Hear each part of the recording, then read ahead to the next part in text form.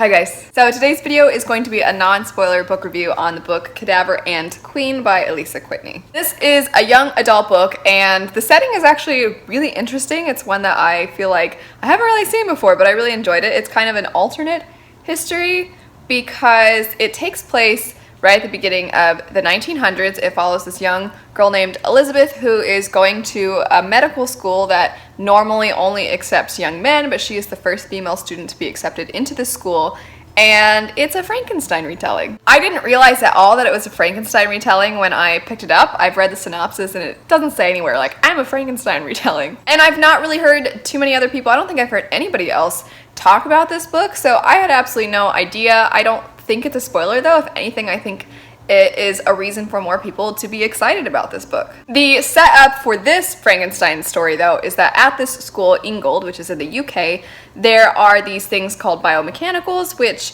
are kind of the way in which people were trying to create artificial soldiers so that they didn't have to put real soldiers into battle, and they haven't really been very successful yet. Most of the biomechanicals are only capable of typical chores like sweeping. But one day Elizabeth stumbles across a biomechanical that seems to be more intelligent and have a lot more awareness, and they also might be one of the students that used to go to the school but mysteriously died. Something that I think is good to know going in is I believe that this book is intended to be the first in a series. It doesn't really say that anywhere on it, and it could be one of those things where the publishing company is waiting to see how well it does before they decide to pick up the next books, because I tried looking into it and I tried looking into the sequels and I haven't seen anything about it yet.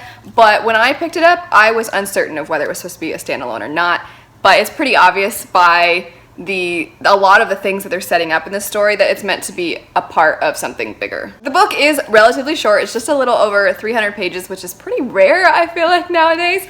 And I was kind of surprised at how short it was, but it still told a pretty fun story within that short amount of time. That said, there are going to be some things about the fact that this is on the shorter side that might be off-putting to some people, or some people might appreciate, and one of those things would be the pacing. Because it's a school setting, a lot of times in school settings you will have at some point a period of time kind of almost be a montage. It's studying, it's getting to know other students and stuff, and I think that that's kind of expected in school settings. But in this one, the point at which that happened, because that does happen at one point, is kind of where a lot of the relationships were built and where a lot of the feelings between characters, whether they be positive or negative feelings towards one another, that's when they were developed further. And so you don't get this slow progression of these feelings developing. You kind of just go from point A to point B. I don't really know if I can say if I thought this was a positive or a negative, because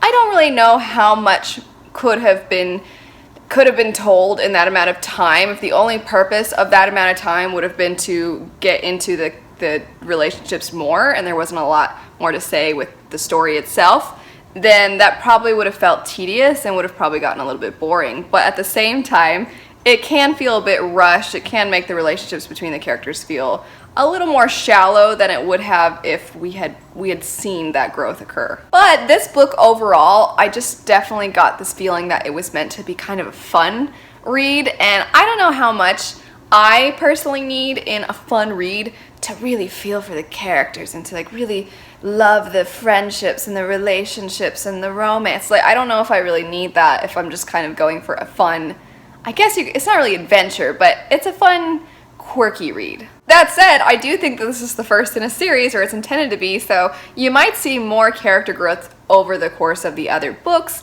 and maybe it wasn't intended to get all of that in the very first one. Despite that, that's not implying that this book has absolutely no character development and that there is no build-up with the relationships. I definitely think that the relationship between the main character and her roommate, while it's a minor character relationship, I actually found their relationship kind of realistic, because they get under each other's skin a little bit and sometimes they kind of have to hash it out, and they do so in a kind of realistic way. Also, given the time period and the fact that Elizabeth is the only female student at what was originally a school that just had male students, There is definitely a lot of people that underestimate her or who are really rude to her and write her off. On her first day at the school, everybody keeps asking her if she's lost and she's looking for the nurses' school, or people will do things to purposefully hinder her from learning. People claim that she has ladylike sensibilities that won't make her fit to be a doctor. And honestly, I'm used to seeing in books where there will be a certain group of people that are put down for whatever reason.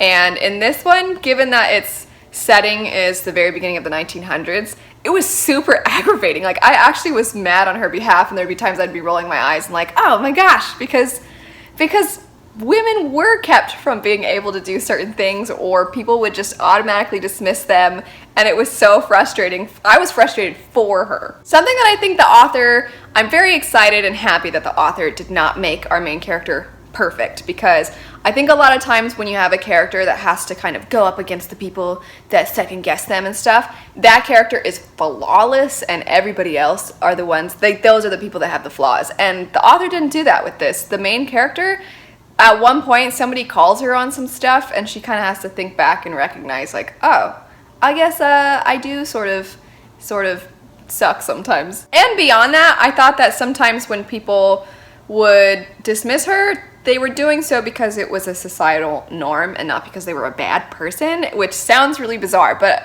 what I mean is, at the beginning of the book, one of the characters that asks her like, oh, are you looking for the nurses' school? And she's kind of like, because she keeps having to answer that question. When she explains that she's a medical student and she's there, they're not like, oh, well, you're not gonna make it because you're a chick. They don't do that. They're like, oh, I'm so sorry. I'm so sorry. And I appreciated that, because I think that there are a lot of people out there that, you know, it's a reflection of even our time, even though we're over 100 years past when this book is supposed to be taking place. There are often times that people don't mean to be offensive, and if you just talk to them, they're actually really nice, and they just didn't realize that they were being kind of unaware. One other thing I want to mention is that because the main character is going to a medical school and she's surrounded by other people that are learning the field of medicine, there are times when the book has medical terms, which I really liked. I don't really like in books when a character is meant to want to pursue something, or they supposedly have a really strong passion for something, and then that never gets brought up ever, and you're kind of thinking, wait, so was that just thrown in there just cause? Overall, I think if you are in the mood for a fun read, if you are interested in a Frankenstein retelling and you would like to pick up a young adult book with an interesting setting, this would be a good one. If you're looking for something maybe a little more serious and you really like those slow burn relationships, you really like getting to see the growth between the characters, you might not get that as much in this book, but if you think it sounds interesting, I'd still say give it a go, especially because it's so short. It's not like it's gonna take up a ton of your time. That's it though. Let me know if you've read this book, what your thoughts were on it, and if you haven't read it, let me know if it sounds like something you'd be interested in picking up. Thanks so much for watching. Have a great rest of your day, and I'll see you later. Bye.